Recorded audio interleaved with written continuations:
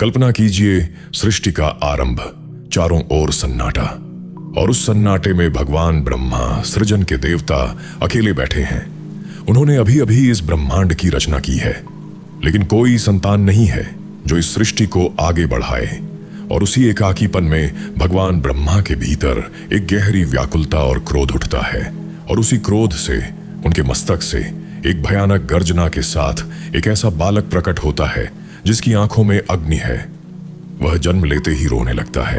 तब भगवान ब्रह्मा कहते हैं, मां रुद्र अर्थात रो मत, और इसी कारण उसका नाम पड़ा रुद्र। और यही रुद्र आगे चलकर भगवान शिव के प्रमुख रूपों में प्रतिष्ठित हुए।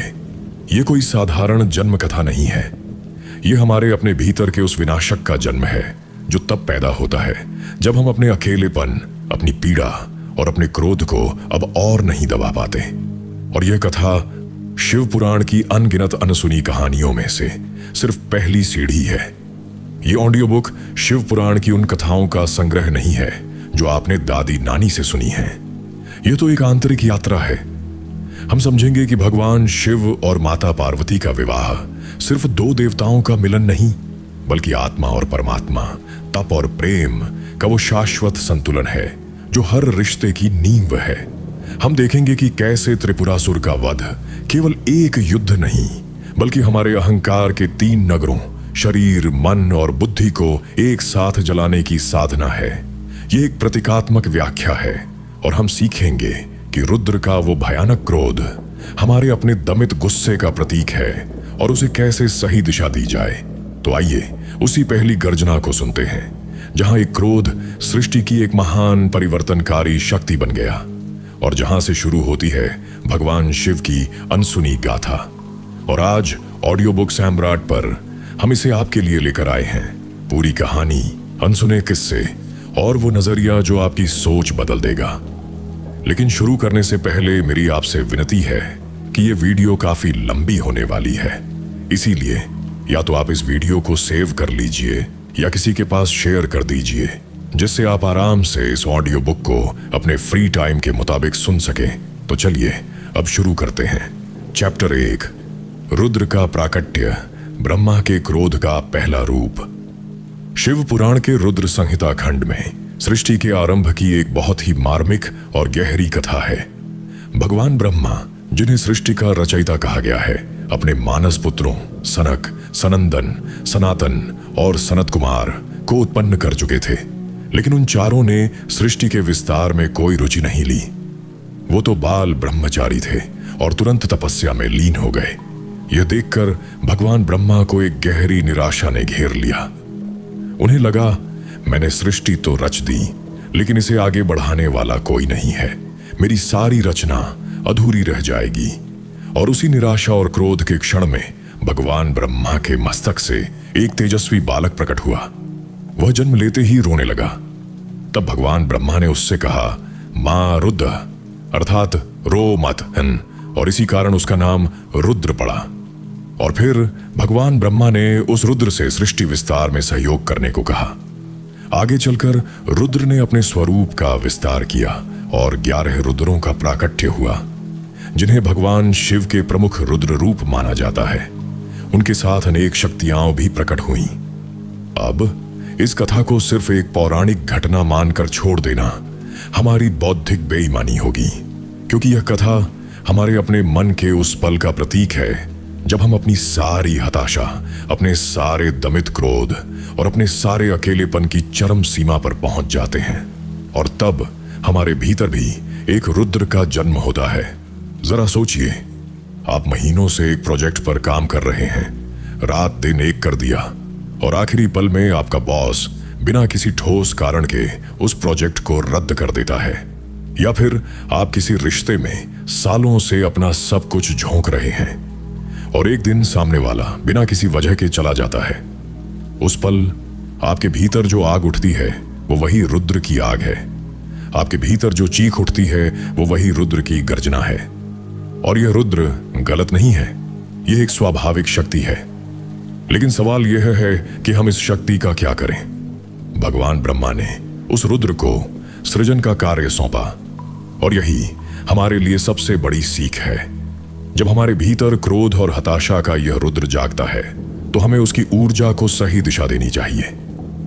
अगर हम अपने क्रोध को बिना सोचे समझे किसी पर उगल दें तो वह विनाश का कारण बनता है, लेकिन अगर हम उसी क्रोध की ऊर्जा को अपनी कला में, अपने व्यायाम में या किसी रचनात्मक काम में लगा दें तो वही ऊर्जा सृजन का आधार बन जाती है। एक आधुनिक उदाहरण लीजिए। आदित्य एक युवा संगीतकार। उसका पहला एल्बम बुरी तरह से फ्लॉप हो गया। आलोचकों ने उसकी बुराई की और रिकॉर्ड कंपनी ने उसे निकाल दिया। आदित्य के भीतर रुद्र जाग उठा।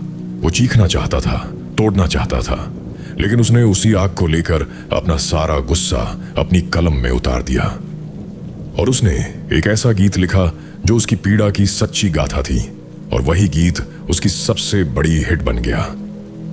आदित्य ने अपने भीतर के रुद्र की ऊर्जा को विनाश की जगह सृजन में बदल दिया। लेकिन रुद्र की यह कहानी सिर्फ क्रोध की नहीं है, यह अकेलेपन की भी है। हर विनाशक को एक सृजनकर्ता की जरूरत होती है, और इसीलिए शिव पुराण की अगली कथा रुद्र के उस रूप की है जो अपनी शक्ति के बिना अधूरा है। और वो शक्ति कोई और नहीं, माता सती और बाद में माता पार्वती है। लेकिन यह प्रेम कथा इतनी सरल नहीं थी। इसमें एक पिता का अहंकार था, एक बेटी का आत्म बलिदान था और एक वियोग था जिसने स्वयं भगवान शिव को गहरे शोक में डाल दिया। और फिर उसी वियोग के बाद माता सती ने माता पार्वती के रूप में पुनर्जन्म लिया, और एक ऐसा मिलन हुआ जिसने पूरे ब्रह्मांड को संतुलन दिया। आखिर क्या थी भगवान शिव और माता पार्वती के विवाह की अनसुनी कथा, और कैसे एक स्त्री की तपस्या ने स्वयं महादेव को प्रसन्न किया? जानने के लिए सुनिए अगला चैप्टर, शिव पार्वती विवाह, प्रेम, तप और समर्पण की अमर कथा। चैप्टर 2, शिव पार्वती विवाह, प्रेम, तप और समर्पण की अमर कथा। पिछले चैप्टर में हमने देखा कि कैसे क्रोध से रुद्र का प्राकट्य हुआ, वो विनाशक शक्ति जो हमारे भीतर के दमित क्रोध और अकेलेपन का प्रतीक है। और हमने समझा कि हर रुद्र को, हर विनाशक को एक सृजनकर्ता की जरूरत होती है। उसी रुद्र का हृदय जो श्मशान की भस्म में रमता था, एक दिन प्रेम के स्पर्श से पिघला। और यह प्रेम कोई साधारण प्रेम नहीं था, यह था भगवान शिव और माता पार्वती का मिलन। लेकिन इस मिलन तक पहुंचने की राह कांटों से भरी थी। इसमें एक पिता का अहंकार था, एक बेटी का बलिदान था और एक वियोग था जिसने स्वयं भगवान शिव को गहरे शोक में डुबो दिया। शिव पुराण की रुद्र संहिता के अनुसार यह कथा आरंभ होती है माता सती से। माता सती राजा दक्ष की पुत्री थीं और स्वयं आदिशक्ति का साक्षात स्वरूप। उन्होंने अपने पिता की इच्छा के विरुद्ध जाकर भगवान शिव को अपने पति के रूप में चुना। लेकिन राजा दक्ष भगवान शिव को एक अघोरी, एक विक्षिप्त और एक असभ्य साधु से अधिक कुछ नहीं समझते थे। उनके अहंकार को यह बात चुभती थी कि उनकी पुत्री ने एक ऐसे योगी को चुना जो न तो राजमहल में रहता है, न ही रेशमी वस्त्र पहनता है। और फिर एक दिन राजा दक्ष ने एक विशाल यज्ञ का आयोजन किया। इस यज्ञ में उन्होंने सभी देवताओं को आमंत्रित किया, ब्रह्मा, विष्णु, इंद्र, सबको। लेकिन जानबूझकर अपने ही दामाद भगवान शिव को आमंत्रित नहीं किया। माता सती ने अपने पिता के इस अपमान को देखा और भगवान शिव से कहा, हे नाथ, मैं अपने पिता के यज्ञ में जाऊंगी।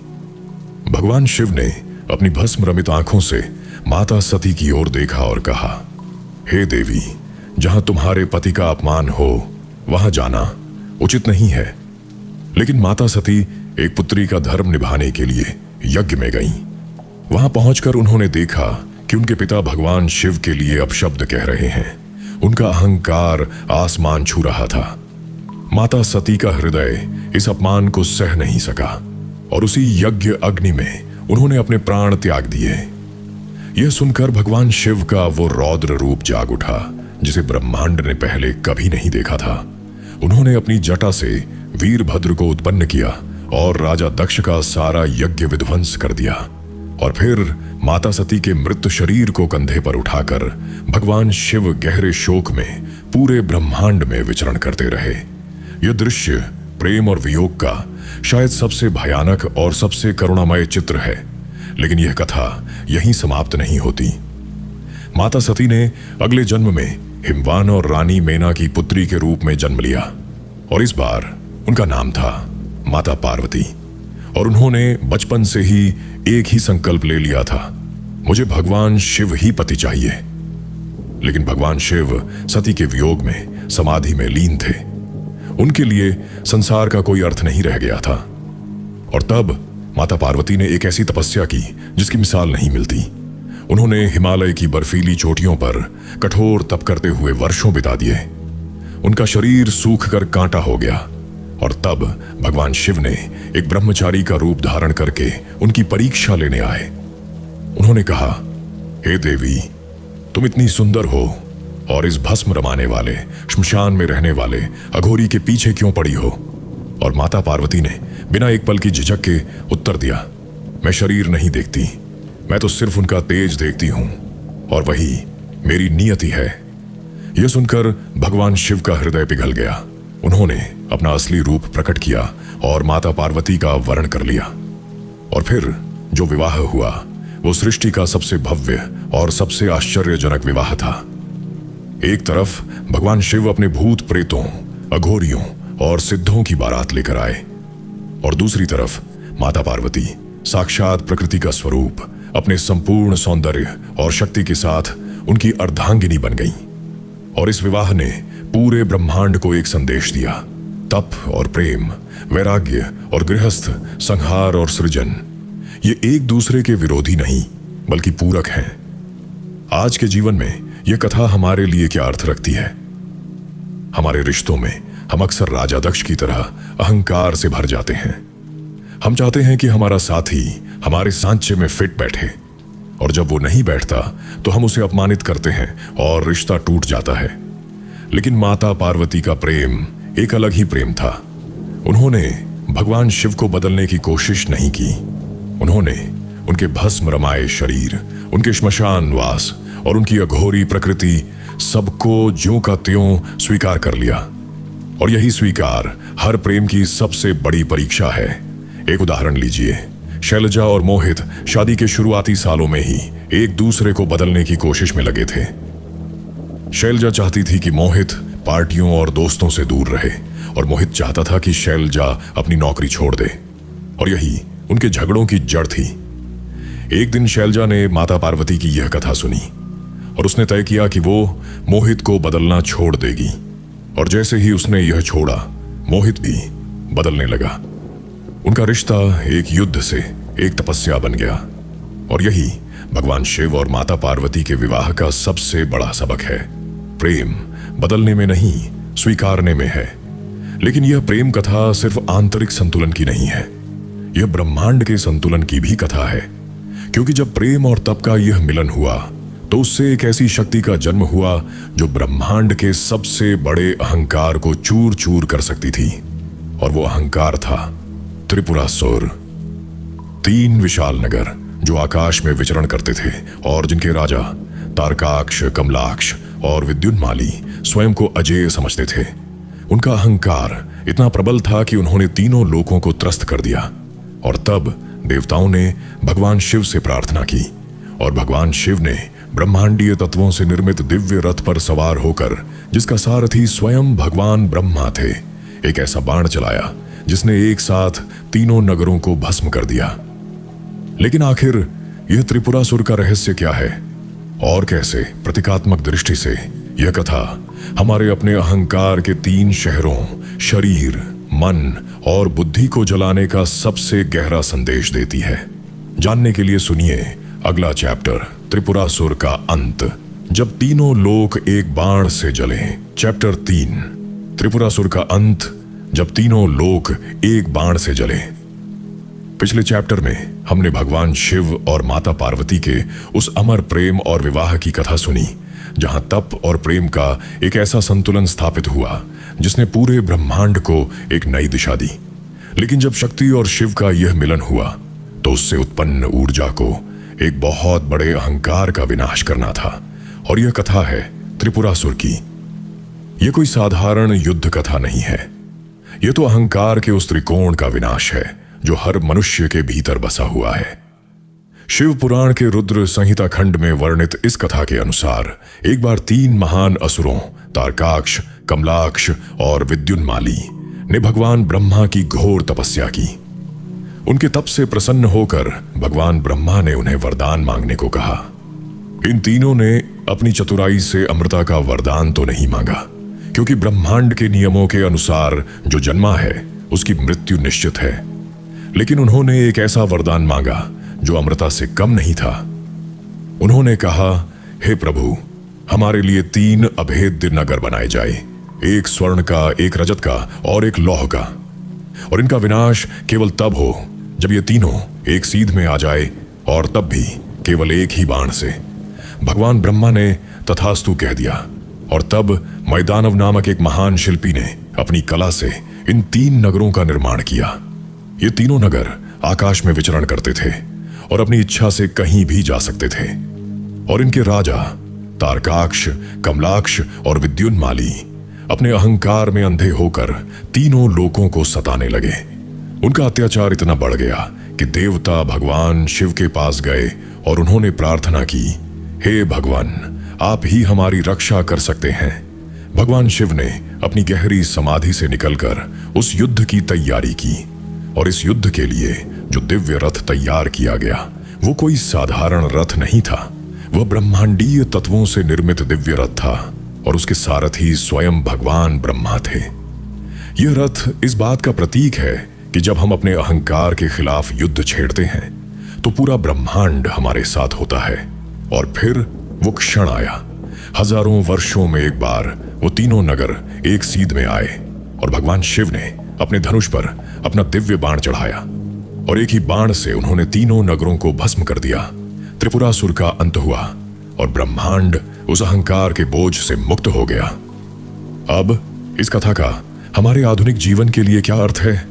प्रतीकात्मक रूप से वो 3 नगर सोने, चांदी और लोहे के ये कोई बाहरी नगर नहीं थे। ये हमारे अपने अहंकार के 3 आयाम माने जा सकते हैं। सोने का नगर हमारा शरीर है, जिस पर हमें इतना गर्व है और जिसके बूढ़े होने का डर हमें सबसे ज्यादा सताता है। चांदी का नगर हमारा मन और बुद्धि है, जो अपनी उपलब्धियों पर इतराता है। और लोहे का नगर हमारी संपत्ति और हमारी सत्ता है, जिसे हम अपनी ताकत का सबूत समझते हैं। और ये तीनों नगर हमारे भीतर लगातार घूमते रहते हैं। कभी हमें अपने शरीर पर गर्व होता है, कभी अपनी बुद्धि पर और कभी अपने पैसे पर। और जब तक ये तीनों हमारे जीवन में अलग अलग हावी रहते हैं, हम अजेय लग सकते हैं। लेकिन एक दिन एक ऐसा क्षण आता है जब जिंदगी की कोई घटना इन तीनों को एक सीध में ला देती है। जैसे आपकी नौकरी चली जाती है, आपका स्वास्थ्य बिगड़ जाता है और आपका कोई अपना छोड़ देता है। और उस एक पल में भगवान शिव का वो एक बाण, जो ज्ञान है, जो स्वीकार है, जो समर्पण है, आपके पूरे अहंकार को जलाकर राख कर देता है। एक ठोस उदाहरण लीजिए। सुधीर एक बड़े उद्योगपति, उनके पास धन है, प्रतिष्ठा है और एक विशाल साम्राज्य। उनका अहंकार 7वें आसमान पर है। और फिर एक दिन एक छोटी सी कानूनी गलती के कारण उनका पूरा साम्राज्य ढह जाता है। कोर्ट कचहरी, मीडिया में बदनामी और परिवार का साथ छोड़ देना, ये सब एक साथ होता है। सुधीर टूट जाते हैं, लेकिन उसी टूटन में उन्हें पहली बार अपने भीतर के शिव का दर्शन होता है। वो समझते हैं कि उनका अहंकार ही उनका असली त्रिपुरासुर था, और उसके जल जाने के बाद जो शांति बचती है वो उन्होंने पहले कभी नहीं जानी थी। लेकिन यहां पर एक बहुत गहरा प्रश्न उठता है। यह अहंकार का विनाश, यह त्रिपुरासुर का अंत, ये कोई एक बार की घटना नहीं है, क्योंकि हमारे भीतर का अहंकार बार बार जन्म लेता है और उसे बार बार जलाना पड़ता है। और इसके लिए भगवान शिव ने अपने जीवन में एक और महान प्रसंग का सामना किया। एक ऐसा प्रसंग जो अपने ही ससुर राजा दक्ष के अहंकार से जुड़ा था। और इस प्रसंग ने एक ऐसी शक्ति को प्रकट किया जिसका नाम है वीरभद्र। वीरभद्र भगवान शिव के क्रोध का सबसे भयानक और सबसे न्यायपूर्ण रूप था। आखिर क्या है दक्ष यज्ञ विध्वंस और वीरभद्र की अनसुनी कथा, और कैसे यह कथा हमें अपने ही परिवार के अहंकार से निपटने का और अपने स्वाभिमान की रक्षा करने का साहस देती है। जानने के लिए सुनिए अगला चैप्टर, वीरभद्र, दक्ष यज्ञ विध्वंस और माता सती का बलिदान। चैप्टर 4 वीरभद्र, दक्ष यज्ञ विध्वंस और माता सती का बलिदान। पिछले चैप्टर में हमने देखा कि कैसे भगवान शिव ने त्रिपुरासुर का विनाश किया। वो अहंकार के 3 नगर जो प्रतीकात्मक रूप से हमारे अपने भीतर बसे हुए हैं। लेकिन अहंकार सिर्फ बाहरी शत्रुओं में नहीं होता, कभी कभी वो हमारे अपने परिवार में, हमारे अपनों में बहुत गहराई से बैठा होता है। और जब वो अहंकार हमारे प्रेम और हमारे स्वाभिमान पर चोट करता है तो भगवान शिव का जो रूप प्रकट होता है वो स्वयं उनके रुद्र रूप से भी अधिक भयानक है। वो रूप है वीरभद्र। यह कथा शिव पुराण के रुद्र संहिता खंड में एक ऐसे यज्ञ की है जो अहंकार की पराकाष्ठा था। राजा दक्ष, जो स्वयं भगवान ब्रह्मा के मानस पुत्र थे, एक महान प्रजापति थे। उनके यहां माता सती ने जन्म लिया था, जो स्वयं आदिशक्ति का साक्षात स्वरूप थीं। माता सती ने अपने पिता की इच्छा के विरुद्ध जाकर भगवान शिव को अपने पति के रूप में चुना। लेकिन राजा दक्ष भगवान शिव के वैरागी स्वरूप, उनके श्मशान वास और उनकी भस्म रमित देह को देखकर उन्हें कभी स्वीकार नहीं कर पाए। उनके अहंकार को यह बात सालती रहती थी कि उनकी पुत्री ने एक ऐसे देवता को क्यों चुना जो राजसी वैभव से कोसों दूर है। और फिर एक दिन राजा दक्ष ने एक विशाल यज्ञ का आयोजन किया। इस यज्ञ में उन्होंने तीनों लोकों के सभी देवताओं, ऋषियों और राजाओं को आमंत्रित किया। भगवान ब्रह्मा आए, भगवान विष्णु आए, इंद्रदेव आए, सब आए, लेकिन जानबूझकर अपने ही दामाद भगवान शिव को आमंत्रित नहीं किया। यह अपमान सिर्फ भगवान शिव का नहीं बल्कि स्वयं उस शक्ति का था जो सृष्टि के संतुलन का आधार है। माता सती ने जब यह सुना तो उनका हृदय दुख से भर गया। वो भगवान शिव के पास गईं और बोली, हे नाथ, मेरे पिता ने यज्ञ रचा है, मैं वहां जाऊंगी। भगवान शिव ने अपनी गहरी शांत दृष्टि से माता सती की ओर देखा और कहा, हे देवी, जहां तुम्हारे पति का अपमान हो वहां जाना न तो उचित है और न ही सुरक्षित। वहां तुम्हें केवल पीड़ा ही मिलेगी। लेकिन माता सती एक पुत्री का धर्म निभाने के लिए और शायद अपने पिता को उनके अहंकार का दर्पण दिखाने के लिए यज्ञ में गईं। वहां पहुंचकर उन्होंने देखा कि उनके पिता भगवान शिव के लिए अपशब्द कह रहे हैं। उन्होंने कहा, वो भस्म रमाने वाला, भूत प्रेतों का साथी, वो इस यज्ञ के योग्य नहीं है। यह सुनकर माता सती का हृदय एक बार में ही हजारों टुकड़ों में बिखर गया।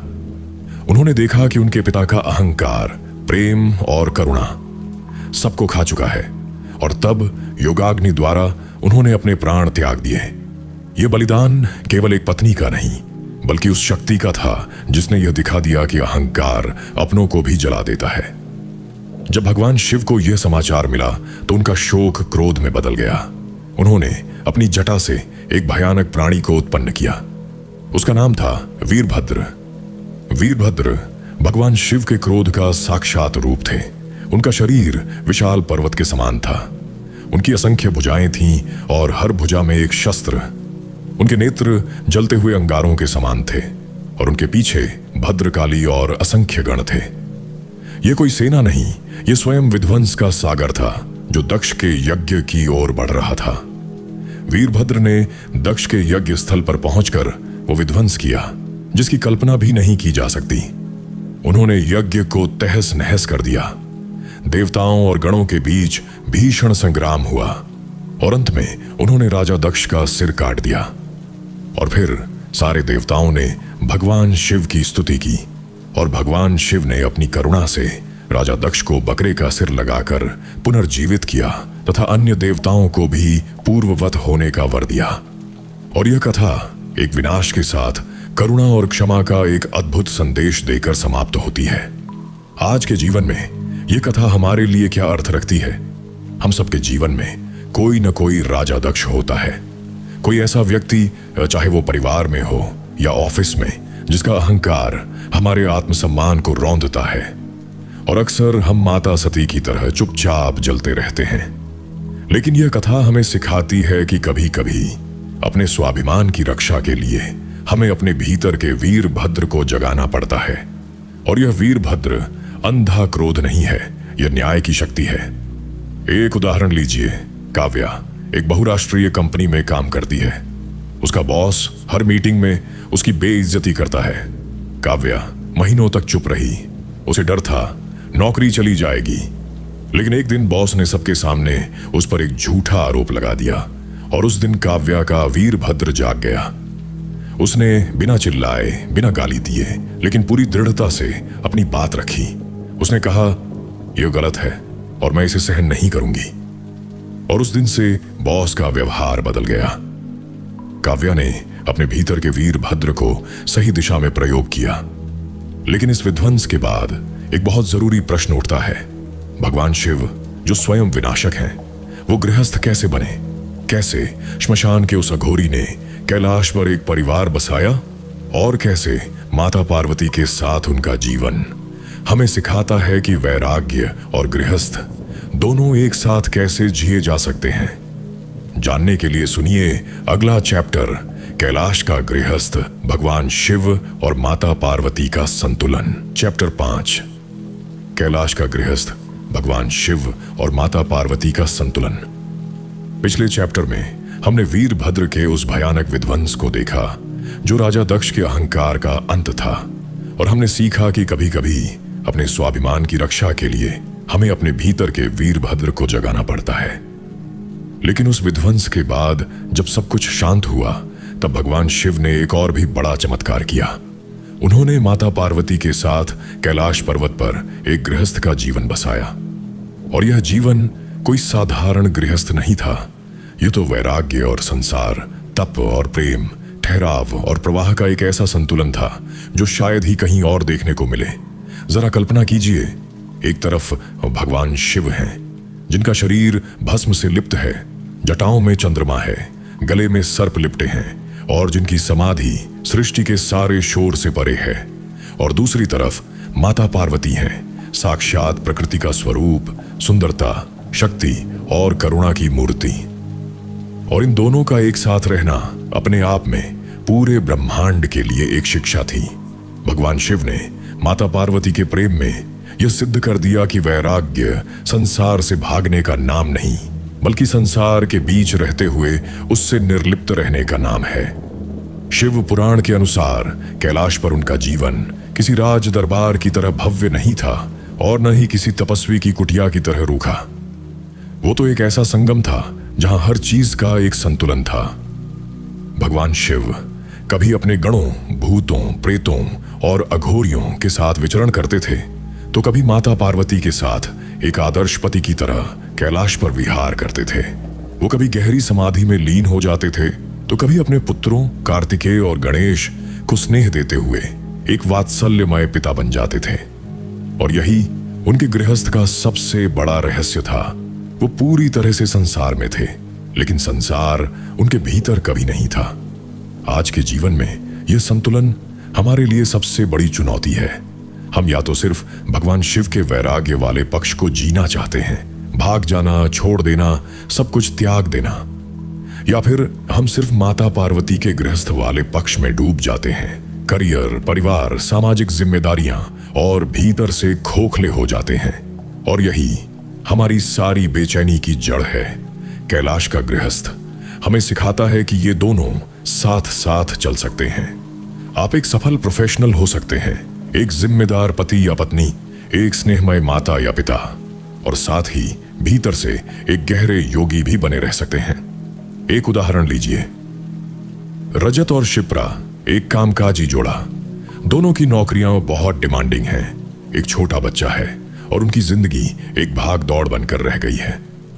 रजत अक्सर सोचता, काश मैं सब छोड़कर कहीं शांत जगह चला जाऊं, और शिप्रा अपराध बोध से भरी रहती कि वो न तो अच्छी मां बन पा रही है, न अच्छी कर्मचारी। एक दिन उन्होंने भगवान शिव और माता पार्वती की इस कहानी को समझा, और उन्होंने तय किया कि वो हर दिन सिर्फ 20 मिनट एक दूसरे के साथ बैठेंगे, बिना फोन, बिना टीवी। और उस समय वो न तो माँ बाप होंगे, न कर्मचारी, बस दो आत्माएं। और उन्होंने पाया कि ये 20 मिनट उनके पूरे दिन की थकान को धो देते हैं। उन्होंने अपने भीतर कैलाश का वो गृहस्थ बसा लिया, लेकिन कैलाश का यह संतुलन सिर्फ व्यक्तिगत जीवन के लिए नहीं बल्कि पूरे ब्रह्मांड के लिए जरूरी था।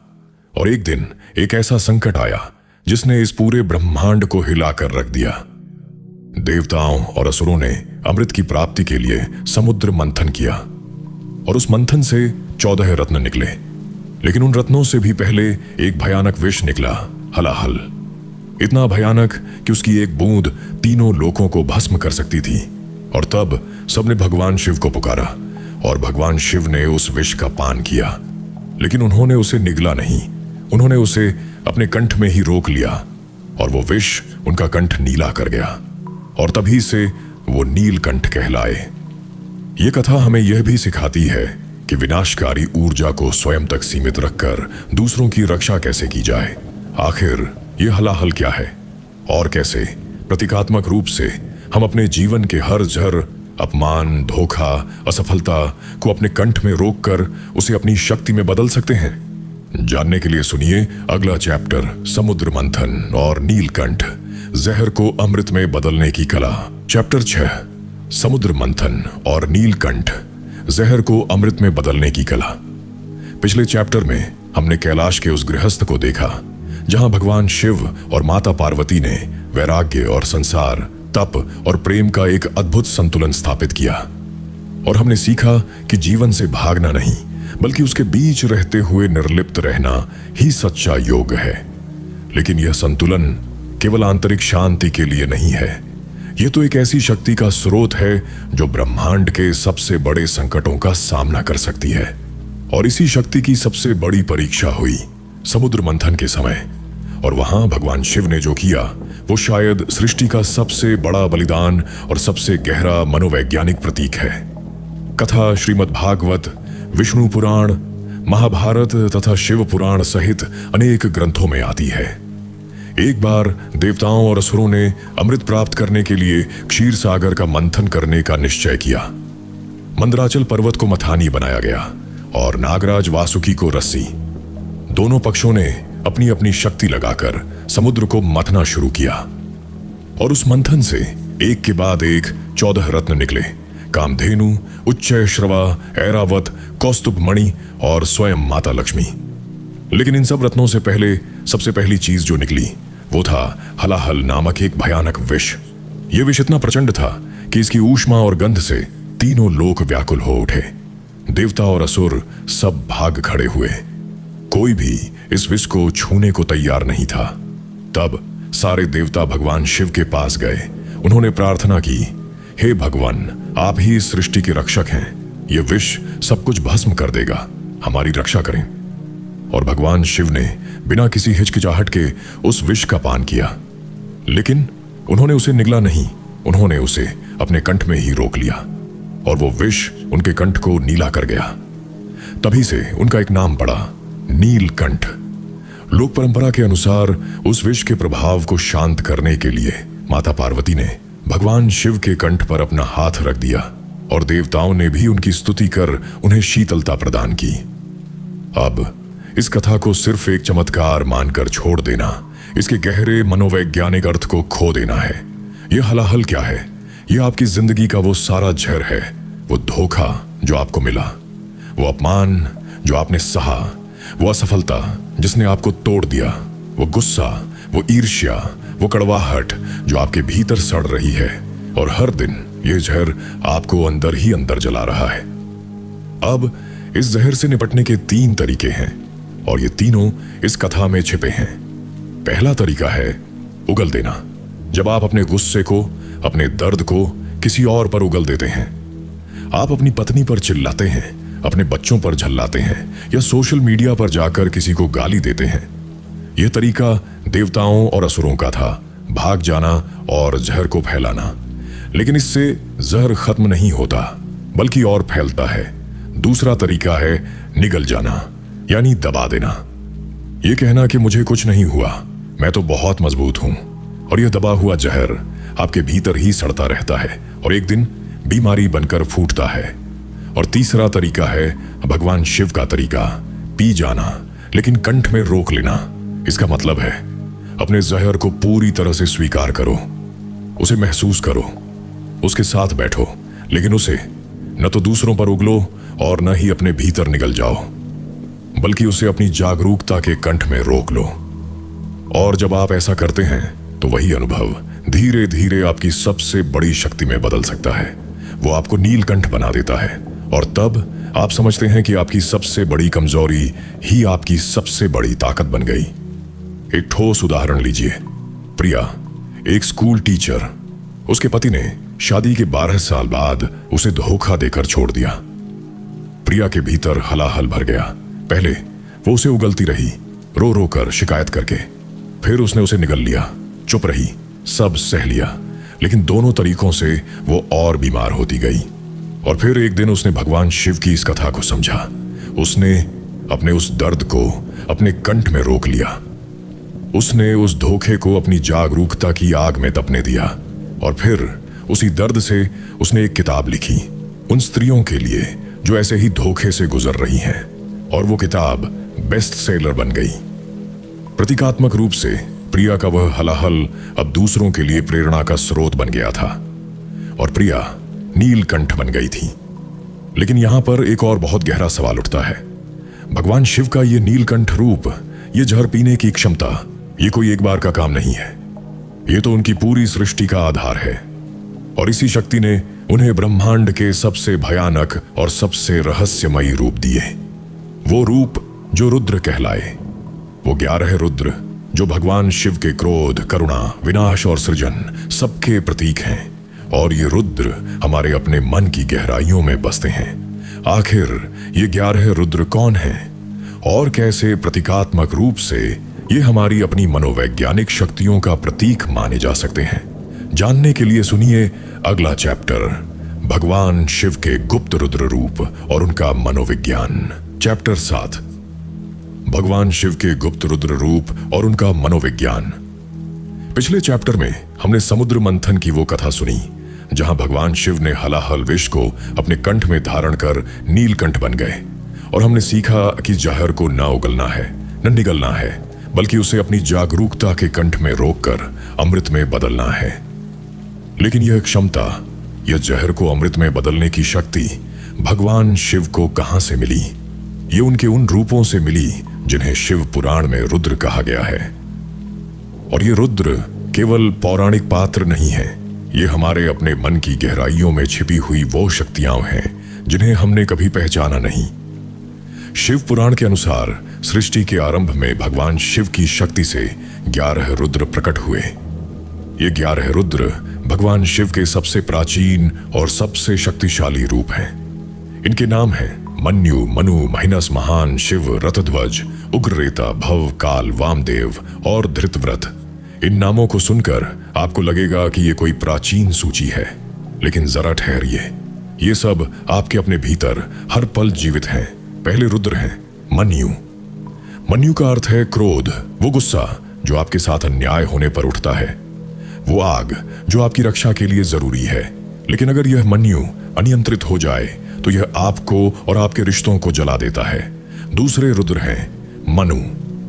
मनु मन का प्रतीक है, वो विचारों का प्रवाह जो कभी शांत तो कभी तूफानी, और यह मनु ही हमारे सारे सुख दुख का केंद्र है। तीसरे हैं महिनस।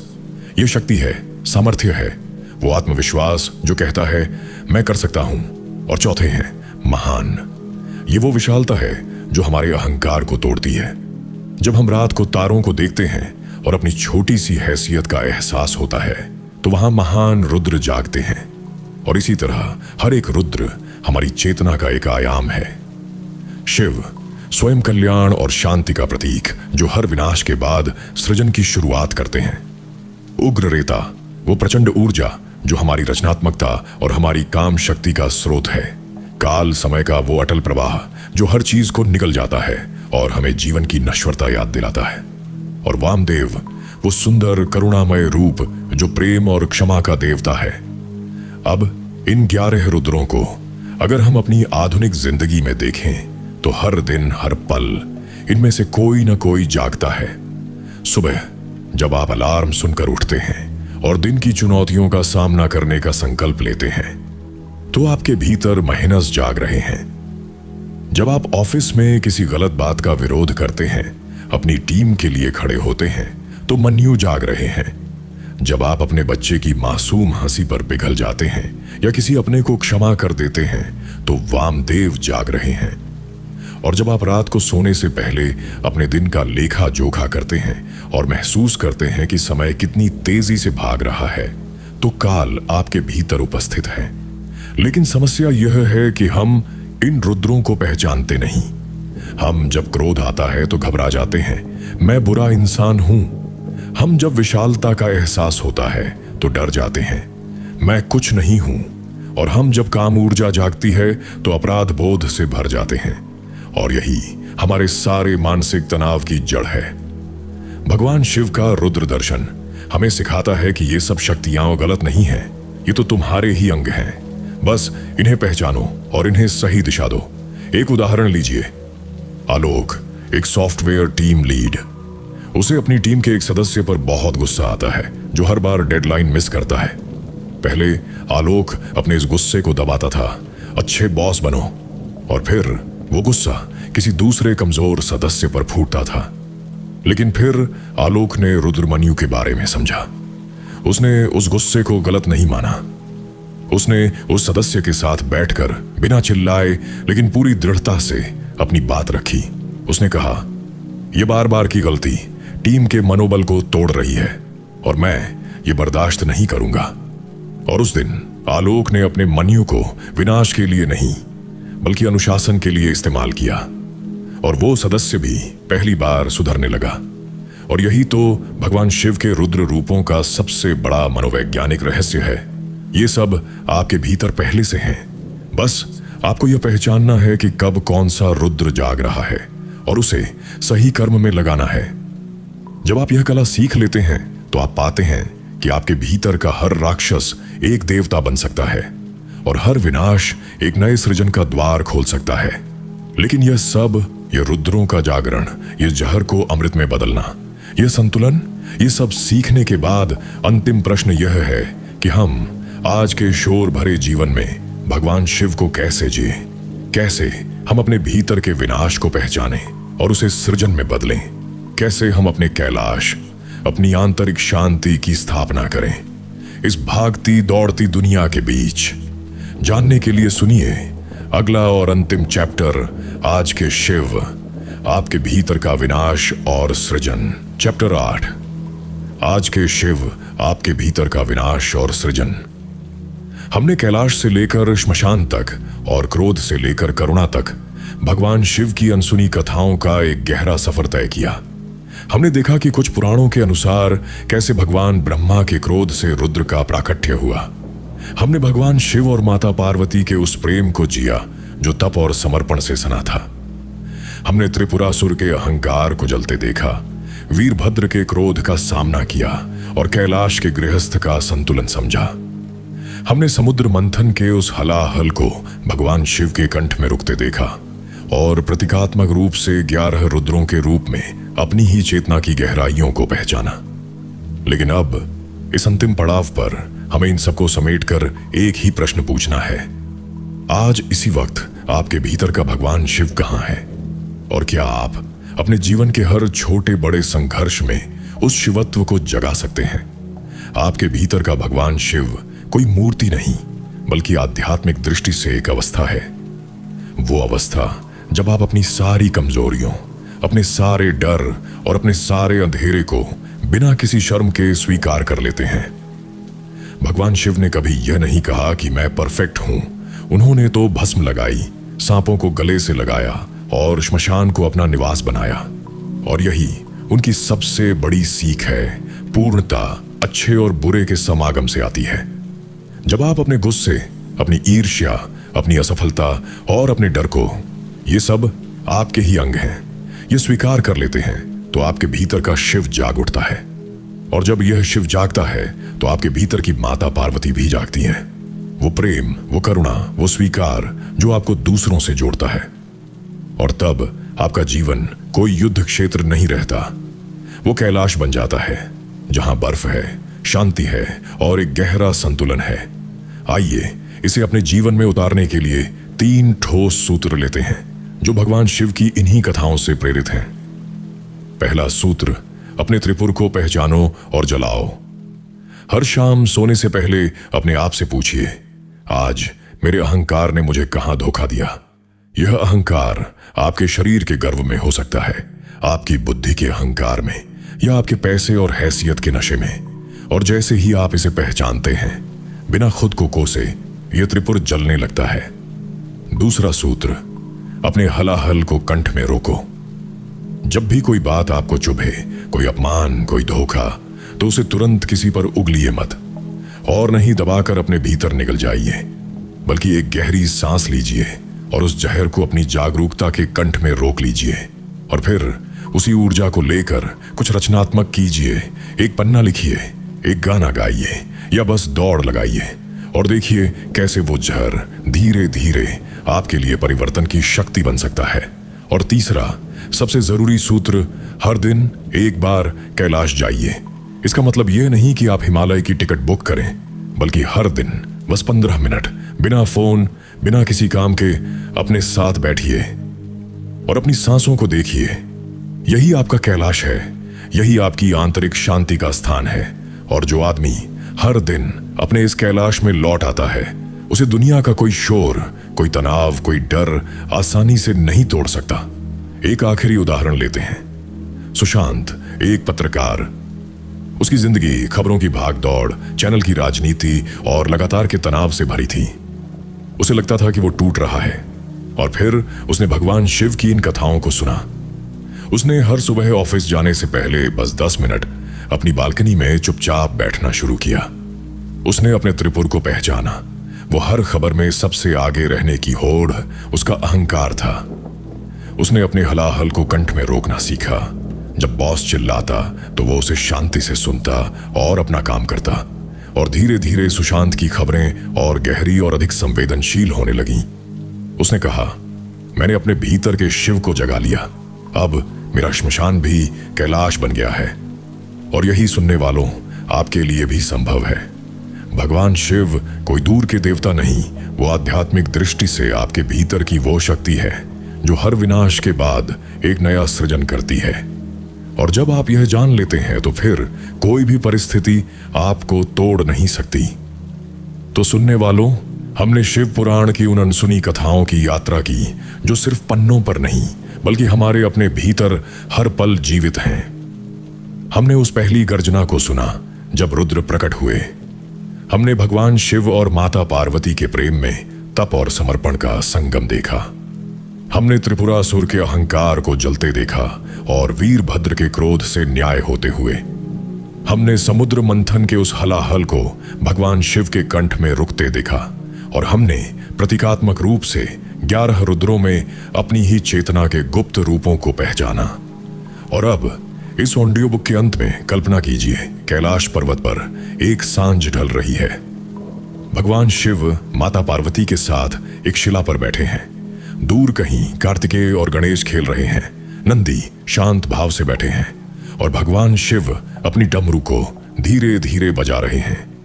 वो कोई तांडव नहीं, बल्कि एक शांत गहरी लय है। और उस लय में पूरा ब्रह्मांड एक सांस की तरह आ रहा है और जा रहा है। और वहीं उस सांझ में भगवान शिव बिना कुछ कहे हमें एक आखिरी बात सिखा रहे हैं, तू भी शिव है, तू भी वही है जो न कभी जन्मा न कभी मरेगा। तेरा क्रोध, तेरा श्मशान, तेरा हलाहल, ये सब तेरे अपने अंग हैं। इनसे भाग मत, इन्हें गले लगा।